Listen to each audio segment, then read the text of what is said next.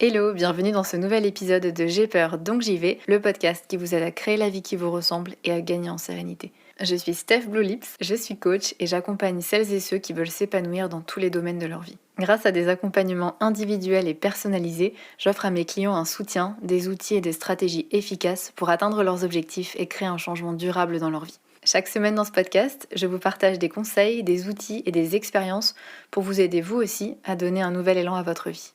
Vous êtes prêts ? C'est parti! Hello, bienvenue dans ce nouvel épisode de J'ai peur donc j'y vais. Aujourd'hui, nous allons parler d'entrepreneuriat et surtout comment oser se lancer dans l'entrepreneuriat, comment dépasser toutes les peurs que l'on peut avoir au moment de se lancer en tant qu'indépendant, au moment de se lancer à son compte. Et je vous avoue que c'est un sujet duquel j'ai jamais parlé dans ce podcast. Et en général, les conseils, les clés que je vous propose ici sont autant applicables pour les salariés que pour les entrepreneurs. D'ailleurs, j'accompagne les deux types de profils, mais c'est vrai que je n'avais jamais parlé d'entrepreneuriat en tant que tel. Et ces dernières semaines, ces derniers mois, j'ai reçu pas mal de messages de personnes qui m'ont écrit pour me dire que le podcast leur avait donné le courage, leur avait donné l'élan de se lancer à leur compte, de créer leur activité, que ça les avait motivés. Et je trouve ça génial parce que je pense que j'aurais aimé avoir ce déclic, moi, un petit peu plus tôt. Pour vous dire la vérité, pendant au moins les 25 premières années de ma vie, l'idée même d'être auto-entrepreneur, d'être à mon compte, ne m'avait jamais effleuré l'esprit. C'était même pas une option, c'était même pas une possibilité parce que dans ma famille, tout le monde est salarié, dans mes amis, tout le monde est aussi salarié, fonctionnaire, j'ai fait des études en ce sens. Donc en fait, la question ne se posait même pas. C'était vraiment hors de mon champ des possibles. Et c'est au détour de voyages, de rencontres que j'ai pu faire pendant ces voyages, de gens qui justement travaillaient à leur compte, qui avaient monté leur activité, que cette possibilité a commencé à se dessiner, que j'ai commencé à me dire mais en fait c'est accessible. Et c'est comme si j'avais une petite porte dans ma tête qui était toujours verrouillée et qui là tout d'un coup, pouf, le verrou sautait et elle s'entrouvrait et ça devenait une possibilité.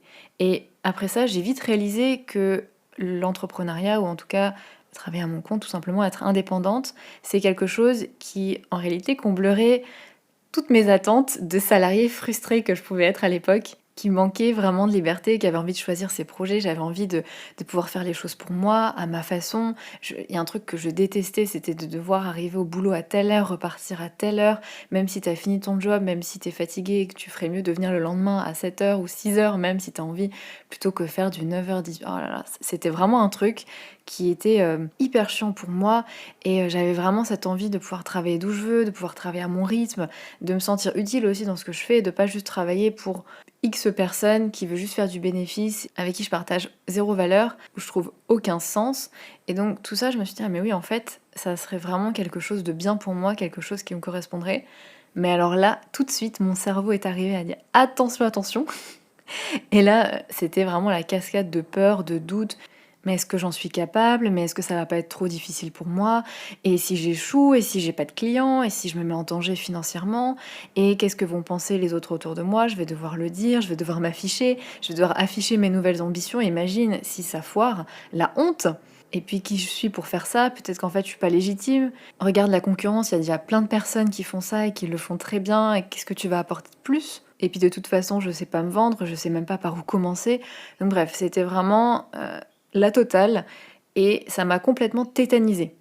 Vraiment, j'étais paralysée et pendant un bon moment, je me suis trouvé plein d'excuses en me disant que de toute façon, j'étais pas 100% sûre du projet que je voulais lancer, que c'était pas le bon moment, que c'était trop tard, que c'était trop tôt, que si, que ça. Et puis de toute façon, au final, peut-être que je suis pas si mal que ça dans mon job, hein, qui sait? Bon, j'ai presque réussi à m'en convaincre, mais c'était faux. Donc non, je n'étais pas finalement si bien que ça dans mon job. Et ce projet, au fur et à mesure, l'idée a fait son chemin et il a commencé à beaucoup compter pour moi. Et donc, j'ai décidé qu'avant de laisser mes peurs, mes doutes me convaincre d'abandonner et de lâcher l'affaire complètement, j'allais quand même regarder en face toutes ces craintes, tous ces doutes. Et finalement, je me suis rendu compte que déjà, de un, c'est normal d'avoir peur, même si j'avais l'impression que pour les autres c'était facile. Non, tout le monde a peur, parce que c'est l'inconnu, parce que c'est nouveau, parce qu'il y a plein d'inconnus finalement dans ce projet-là, donc c'est normal d'avoir peur. Si j'avais pas peur, ce serait peut-être même inquiétant que 95% des peurs que je pouvais avoir, c'était des hypothèses qui avaient en réalité très peu de chances de se réaliser. Que si j'attendais de plus avoir peur pour me lancer, je serais sans doute momifiée avant que ça arrive. Et surtout que j'avais pas besoin d'attendre de ne plus avoir peur pour me lancer, mais que je peux avoir peur et me lancer quand même parce que le projet est vraiment important pour moi. Et donc, j'ai fini par me lancer, c'était il y a 3 ans. La vérité, c'est que j'ai continué bien sûr d'avoir peur après m'être lancée, hein. Il suffisait pas d'enregistrer mon entreprise et pouf, toutes les peurs sont envolées. Non, j'ai continué d'avoir peur, j'ai continué d'avoir des doutes, mais le fait de faire des petits pas, de me lancer, ça m'a permis d'apprendre à gérer cette peur, à en faire aussi une alliée pour grandir, une alliée pour m'épanouir, plutôt qu'un frein qui met un gros stop à mes rêves. Donc ce que je veux vous partager dans l'épisode d'aujourd'hui, ce sont des clés, ce sont des stratégies pour dépasser les peurs que vous pouvez avoir au moment de vous lancer dans l'entrepreneuriat, au moment de vous lancer dans votre compte, ou que vous pouvez avoir aussi au début de votre aventure. Peut-être que vous êtes déjà lancé, mais que vous avez toutes ces peurs qui, comme je le disais, elles disparaissent pas au moment où on crée son entreprise. Et le but, bien entendu, c'est pas de vous dire allez, on se lance, on y va, on s'en fiche des conséquences. C'est à l'inverse de faire des pas qui soient mesurés et que la peur ne devienne pas un mode de décision, mais au contraire une alliée pour avancer et pour même vous aider dans votre parcours. Alors, il y a 6 étapes, 6 clés pour réussir à dépasser vos peurs. Et la première, qui est essentielle, qui est un peu théorique mais qui est hyper importante, c'est de comprendre votre peur. Ou plus globalement, de comprendre la peur en elle-même. La peur, c'est une émotion en réponse à un danger qui est réel ou perçu. En réponse à un danger réel ou perçu. Perçu, c'est-à-dire qu'il peut être imaginaire, qu'il n'y a pas de vrai danger, mais on va ressentir une angoisse, on va ressentir de l'anxiété parce qu'on est en train d'imaginer quelque chose, on se fait un scénario dans notre tête, on voit des images, par exemple on se voit en train d'échouer, ou parce que même des fois on regarde par exemple un film d'horreur, on sait très bien que ce film qu'on regarde c'est de la fiction, et pourtant on a peur comme si c'était la réalité. Donc ça veut dire que on est capable de ressentir cette émotion qui est la peur dans la réalité, dans le moment présent, alors qu'il n'y a rien. Et pourtant, on ressent tous les symptômes de la peur, on ressent toute cette angoisse comme si c'était réel. C'est parce que le cerveau, il ne sait pas faire la différence. Le cerveau ne sait pas faire la différence entre une menace qui est réelle ou une menace qui est imaginaire. Le cerveau, il se dit « better safe than sorry ». Il vaut mieux être prudent que désolé. Alors c'est la pire traduction de la Terre, je ne sais pas comment traduire cette expression, mais c'est exactement ça. C'est-à-dire que le cerveau, pour nous protéger, le plus logique, c'est de réagir. C'est de réagir au cas où. Comme ça, s'il y a un vrai danger, on est safe. En fait, mieux vaut prendre l'hypothèse la plus grave, comme ça, on est safe. Et en soi, c'est logique. Si je devais prendre le temps à chaque fois qu'il y a un danger, à chaque fois qu'il y a une menace, d'analyser est-ce que c'est vraiment un danger ou pas, j'aurais le temps de me faire tuer 50 fois. S'il y a une araignée qui me tombe sur l'épaule, je vais pas me retourner, regarder, me demander est-ce que c'est une araignée venimeuse ou pas. Non, en une seconde, je la balaye et je me poserai des questions après. Quand il y a une menace, dans le doute, qu'elle soit avérée ou pas, le cerveau y réagit, il nous prépare à y faire face. Et c'est là où il y a ce mécanisme de freeze, fight or flight, de je reste paralysée et je ne bouge pas, comme ça mon prédateur va peut-être penser que je suis mort, ou bien je vais combattre cette menace, ou bien peut-être que je vais m'enfuir, que je vais fuir. Et ça c'est hyper efficace pour notre survie. Le problème c'est que dans notre vie aujourd'hui, dans notre société privilégiée dans laquelle on vit, il y a très peu de menaces pour notre survie. Et pourtant, mon cerveau va continuer de réagir de la même manière que s'il en allait de ma survie. Comme si le fait d'échouer, si je lance mon auto-entreprise, si je me lance à mon compte, ça allait être extrêmement grave. Alors que bien souvent, je ferme mon auto-entreprise et puis c'est tout. Et puis surtout, j'en sais rien en fait. Peut-être que je vais réussir. Mais le cerveau est capable d'anticiper, d'imaginer tout un tas de dangers potentiels. Et il va trouver toutes sortes d'excuses pour nous protéger et nous dire de ne pas nous lancer, de ne pas y aller, comme ça on est sûr d'éviter tout risque d'échec, même si on n'en sait rien au final, d'éviter tout risque d'être jugé, potentiellement de souffrir, potentiellement de ressentir de l'inconfort. Voilà, si j'écoute ma peur, finalement je reste dans ma zone safe, je reste dans ma zone de confort. Et pour mon cerveau qui est un peu primaire, qui est un super outil mais qui est un peu primaire, ça c'est le mieux parce que je suis sûre de ne pas mourir. Donc c'est hyper essentiel de comprendre ce mécanisme de la peur parce que si je la prends pour argent comptant, elle va prendre le dessus, je ne vais pas pouvoir analyser si elle est vraiment fondée ou pas, et tout ce que je vais faire c'est éviter ce qui me fait peur, c'est fuir, c'est abandonner mon projet, c'est procrastiner. Donc c'est essentiel de prendre conscience que peur n'est pas égal à danger, que c'est pas parce que j'ai une peur, même si elle est extrêmement intense, ou que ça me paraît tout à fait plausible ce scénario que je suis en train de faire dans ma tête, que c'est vrai. Et donc le fait de prendre conscience de ça, ça me permet de prendre du recul sur ma peur et de vraiment évaluer les risques. Et c'est ce qu'on va faire juste après, mais avant ça, la deuxième clé, c'est d'accepter d'avoir peur. Parfois, on peut se dire que on a plus peur que les autres, que pour les autres, ça a l'air plus simple, que si on a peur, c'est peut-être parce qu'en fait, on n'est pas à la hauteur, qu'on n'est pas capable, qu'on n'est pas légitime.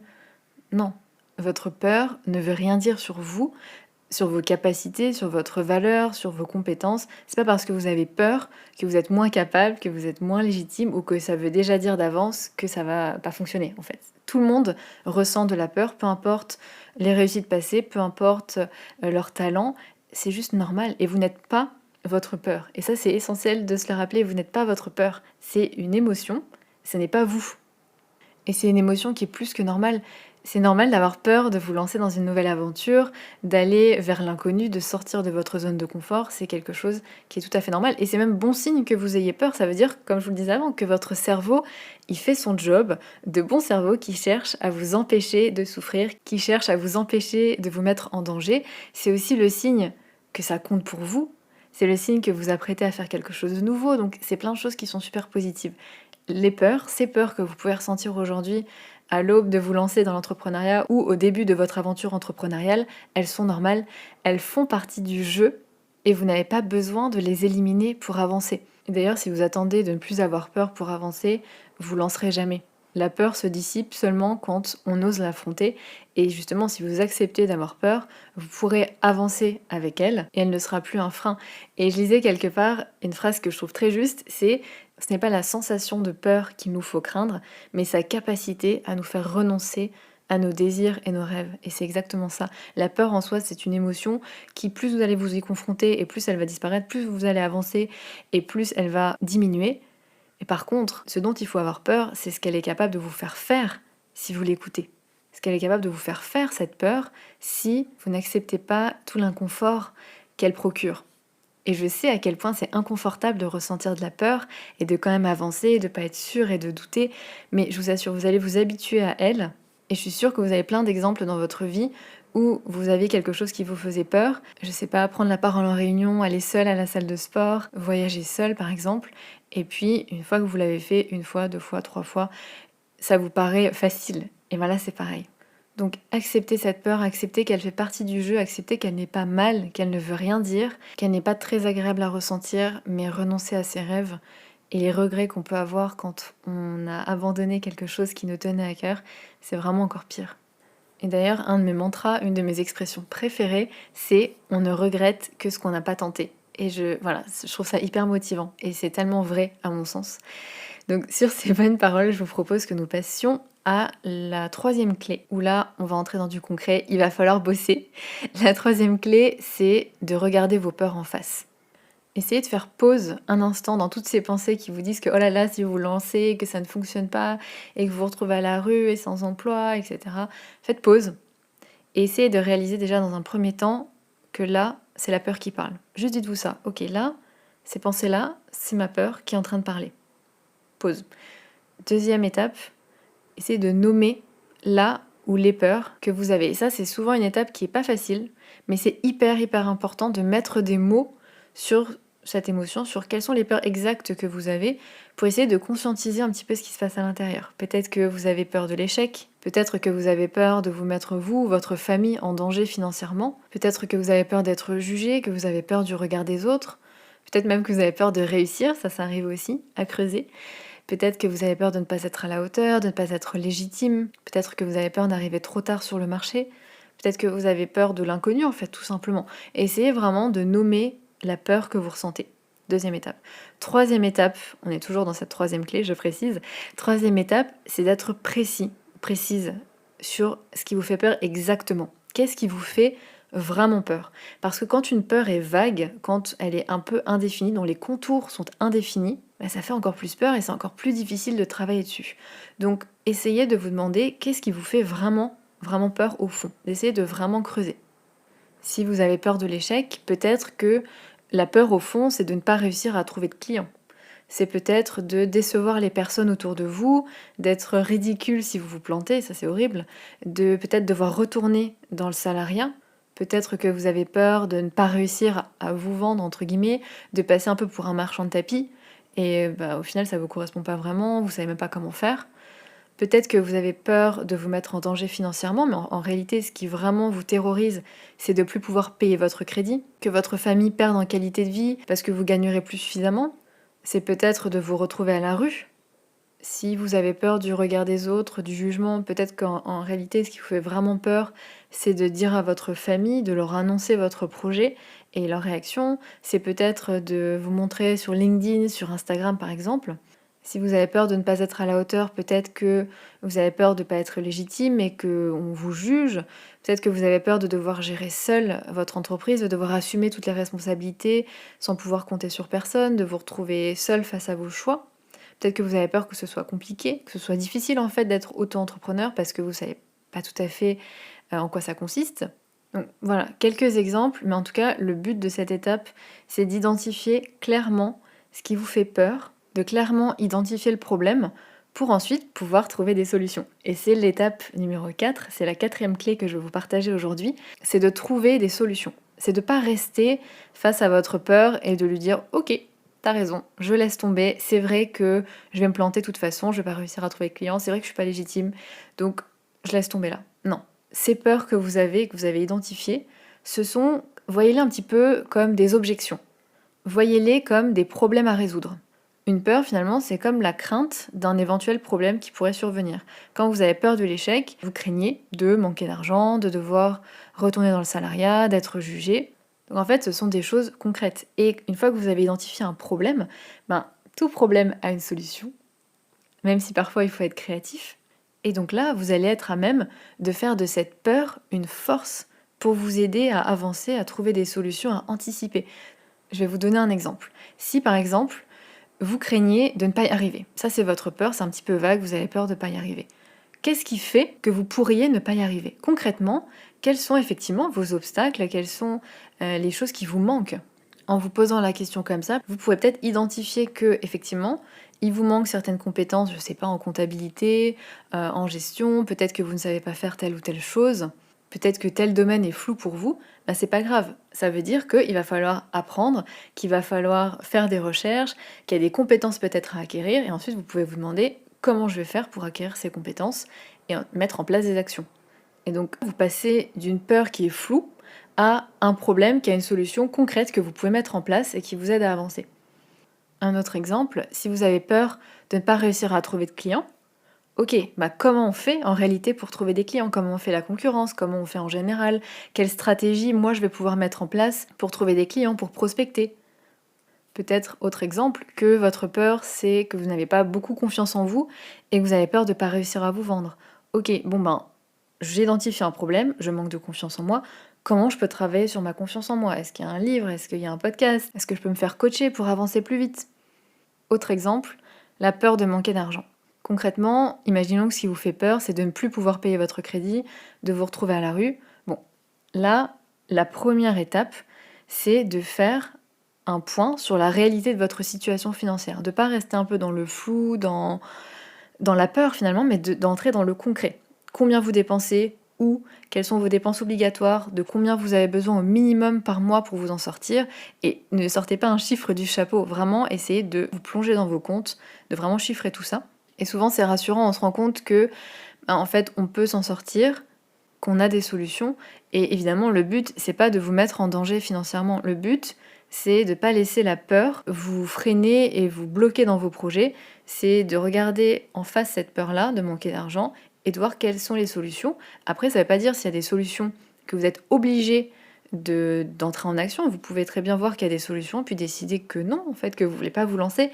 Mais c'est important d'avoir quand même conscience qu'il y avait des solutions et que c'est un choix conscient de ne pas les prendre. Que c'est pas juste j'écoute ma peur et donc je rebrousse chemin. Il y a des solutions et je fais un choix. Et des solutions, pour vous donner quelques exemples, des solutions que vous pourriez mettre en place pour vous sécuriser lorsque vous vous lancez dans l'entrepreneuriat, c'est potentiellement les mois, l'année avant, économiser, vous constituer un matelas de sécurité. Ça peut être, au lieu de démissionner, de prendre une année sabbatique, de peut-être négocier un temps partiel aussi pour avoir un petit peu plus de temps à consacrer à votre projet. Ça peut être d'être patient et de démarrer votre projet en parallèle de votre emploi actuel, comme ça vous avez toujours un revenu et ça vous permet de démarrer certes plus doucement, mais au moins de manière plus sécure. Vous pouvez aussi voir du côté de Pôle emploi parce qu'il y a des aides, notamment l'ACRE. Donc voilà, une fois que vous avez identifié plein de solutions, vous pouvez faire un choix. Et puis ça peut être intéressant aussi de voir, ok, si vraiment ça ne fonctionne pas et que je manque d'argent, comment je peux faire, qu'est-ce que je peux faire pour m'en sortir? Ok, par exemple, quel plan je peux mettre en place pour trouver rapidement un job et peut-être définir à l'avance quand est-ce que vous activerez ce plan. À partir de combien sur votre compte épargne, vous vous direz, ok, ben là, il faut que je fasse stop sur mon activité et que temporairement ou définitivement, hein, c'est selon vos choix, je retrouve un job salarié pour voilà, renflouer un petit peu les comptes. C'est important aussi de voir que, ok, quelle est la probabilité que le pire scénario arrive? Quelle est la probabilité que je me retrouve à la rue? Ben, en fait, quand on y réfléchit, elle est très faible parce que justement, vous aurez tous ces plans que vous avez établis avant pour éviter que ça n'arrive. En tout cas, le but de tout ça, c'est évidemment de voir que le pire scénario est souvent peu probable, qu'il y a des moyens de faire en sorte que ça n'arrive pas, et ça permet de rassurer votre cerveau qui vous voit déjà avec votre baluchon sur l'épaule à dormir sous un pont, quoi. Voilà. En tout cas, si vous voulez creuser cette question de la peur de manquer d'argent, je vous renvoie à un épisode que j'ai fait là-dessus sur cette question qui est très complet, c'est l'épisode 31. Autre peur que l'on peut avoir quand on se lance dans l'entrepreneuriat, c'est de ne pas être légitime. Donc là, pareil, ok, pourquoi vous pensez ça? Est-ce qu'il y a une vraie raison qui vous laisse à penser que vous n'êtes pas légitime? Peut-être qu'effectivement, il vous manque des compétences, qu'il vous manque des connaissances, et dans ce cas-là, ok, problème, solution. Comment je vais faire pour acquérir ces compétences, ces connaissances? Comment je peux me former? Comment je peux m'entraîner? Où est-ce que je peux trouver du soutien, etc.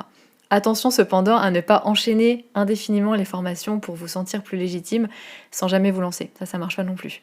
Par contre, si vous identifiez qu'il n'y a pas d'autre raison, hormis le fait que vous débutez, hein, tout simplement, de penser que vous n'êtes pas légitime, ben là, ça va être un travail d'accepter, hein, tout simplement, que vous débutez, que vous ne pouvez pas tout savoir, que vous n'avez pas besoin non plus de tout savoir pour commencer. Et là, pareil, je vous renvoie à un épisode complet sur le sujet, qui est l'épisode 38, se sentir légitime, dépasser le syndrome de l'imposteur. Après, et c'est quand même important que je le précise, il y a aussi des peurs qui parfois sont un petit peu vagues, qui n'ont pas forcément de solution aussi concrète que ce que je vous ai proposé avant. Par exemple, la peur du regard des autres. On peut pas simplement se dire, bon bah je vais arrêter d'avoir peur du regard des autres et puis point final. Souvent ce sont des choses un petit peu plus profondes qu'on travaille aussi en coaching, mais je vais vous donner quelques clés ici, puis il y a aussi un podcast, notamment l'épisode 52, la peur du regard des autres, où on en parle en détail. Mais ce que je peux vous dire déjà ici, c'est déjà de vous demander par qui vous avez peur d'être jugé, précisément. Parce que quand on se dit tout le monde, c'est encore une fois une peur vague. Essayez d'imaginer et de vraiment lister les personnes dont vous avez peur. Est-ce que c'est la foule sur Instagram? Est-ce que c'est vos parents? Est-ce que c'est tel ami? Essayez vraiment d'être précis. D'également vous rappeler que au fond du fond, vous n'en savez rien. Vous pouvez pas imaginer, enfin vous pouvez bien sûr, hein, mais vous pouvez pas être certain de ce que les gens pensent ou vont penser. S'ils n'ont pas dit quelque chose, vous n'êtes pas dans leur tête. Et puis c'est important de vous rappeler aussi que voilà, même si vous êtes jugé, et alors?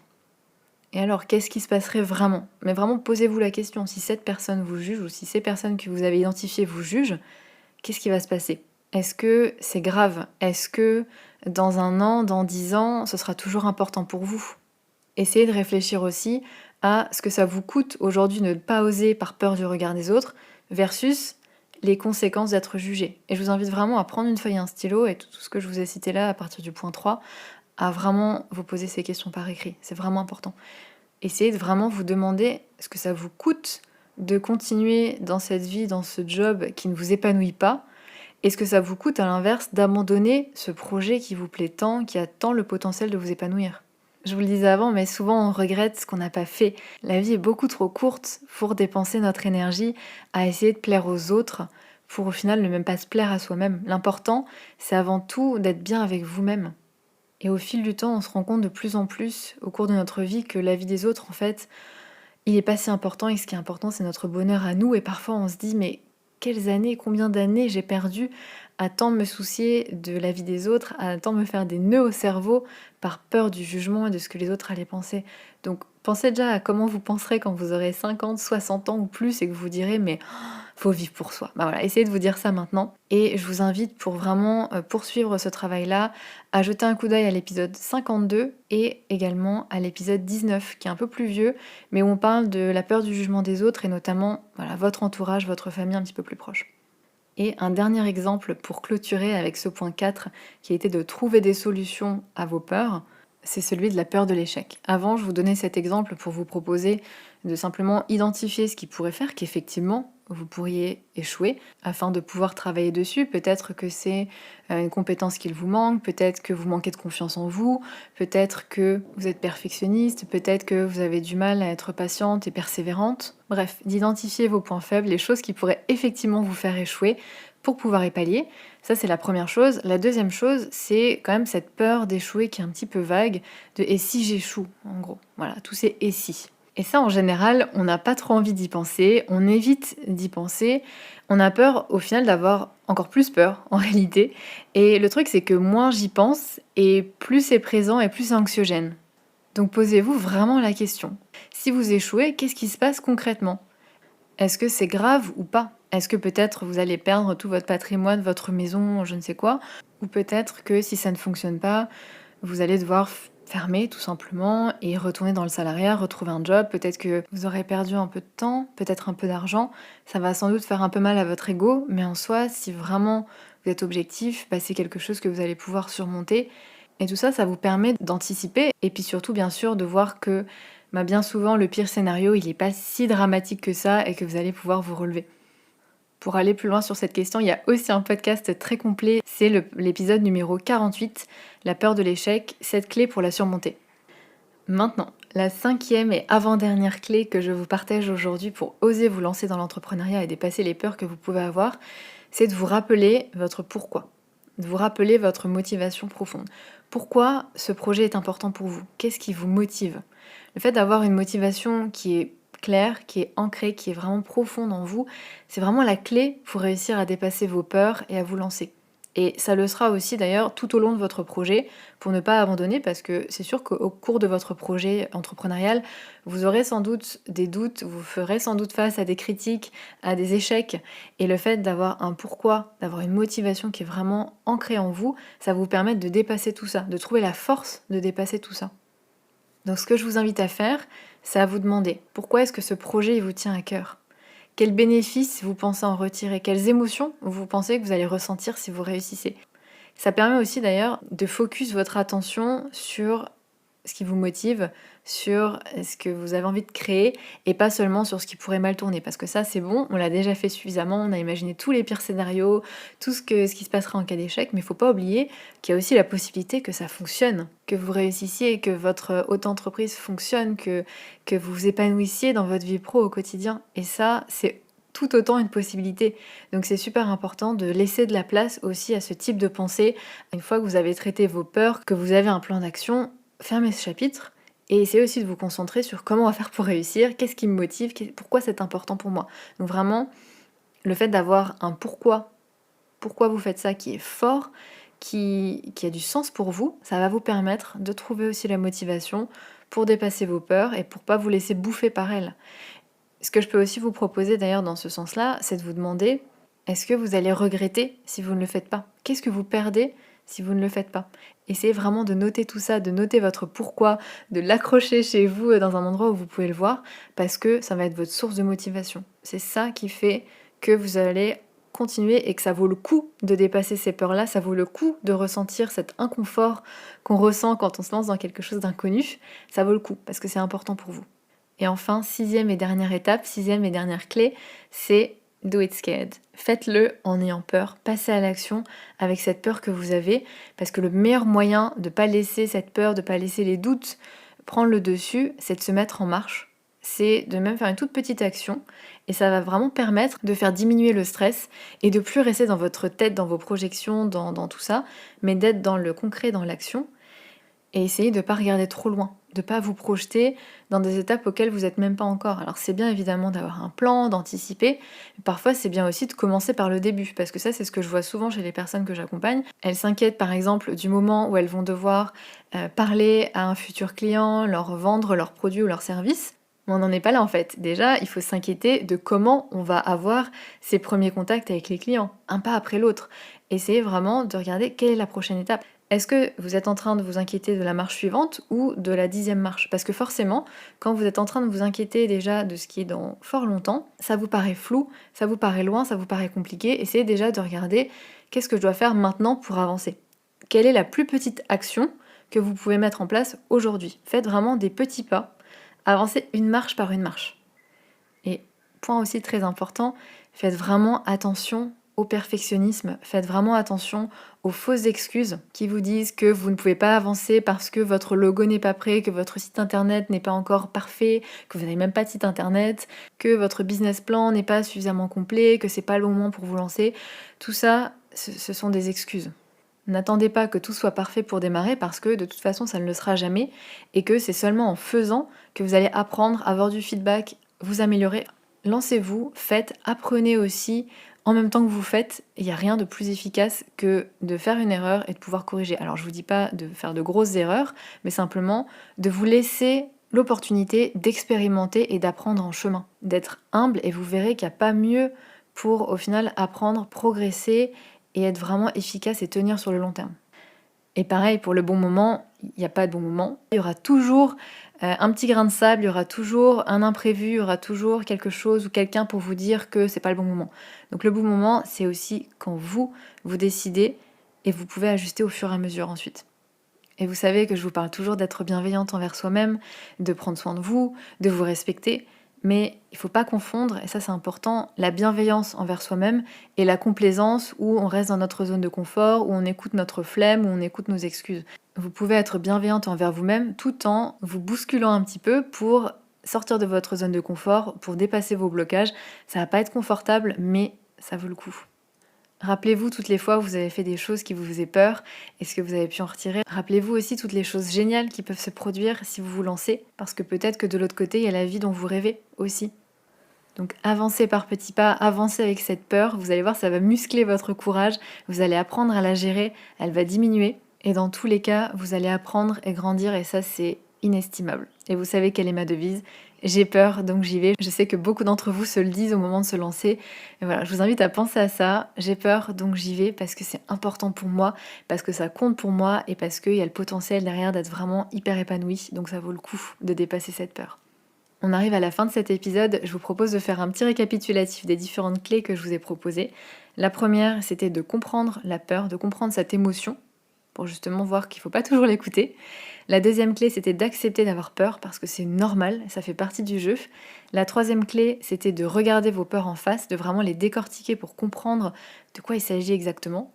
Pour ensuite, clé numéro 4, trouver des solutions, vous mettre en mode résolution de problèmes et transformer votre peur en quelque chose d'utile. Cinquième clé, c'est de vous rappeler votre pourquoi, et ça demande aussi bien sûr de l'identifier. Et sixième clé, c'est de vous lancer, de le faire même en ayant peur, parce que c'est le meilleur moyen de vaincre ses peurs.